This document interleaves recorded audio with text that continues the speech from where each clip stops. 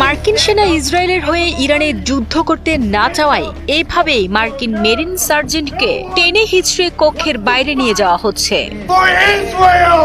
বুধবার arm services sub কমিটির এক গুরুত্বপূর্ণ শুনানি চলাকালে হঠাৎ করেই তিনি সেখানে বাধা দেন এবং ইরানের বিরুদ্ধে যুক্তরাষ্ট্র ইসরায়েল যৌথ সামরিক অভিযানের তীব্র প্রতিবাদ জানাতে শুরু করেন। প্রকাশিত ভিডিও ফুটেজে দেখা যায় ব্রায়ান ম্যাকগিনেস তার গর্বের মেরিন ইউনিফর্ম পরিহিত অবস্থায় শুনানি কক্ষে দাঁড়িয়ে অত্যন্ত ক্ষোভের সাথে চিৎকার করে বলছেন, কেউই ইসরায়েলের হয়ে যুদ্ধ করতে চায় না। তার এই সাহসিকতাপূর্ণ কিন্তু উচ্ছৃঙ্খল আচরণের পরপরই নিরাপত্তায় নিয়োজিত পুলিশ কর্মকর্তারা তাকে দ্রুত কক্ষ থেকে বের করে দেওয়ার জন্য ছুটে আসেন। তাকে যখন টেনে হিচড়ে বাইরে নিয়ে যাওয়া হচ্ছিল তখন এক পর্যায়ে একটি দরজার ফাঁকে তার হাত মারাত্মকভাবে আটকে যায়। প্রত্যক্ষদর্শীরা জানান সে সময় তার হাতটি মোটকে ভেঙে যাওয়ার ভয়াবহ দৃশ্য দেখা যায় এবং এরপর পুলিশ পাহারায় তাকে করিডোর দিয়ে নিয়ে যাওয়া হয়।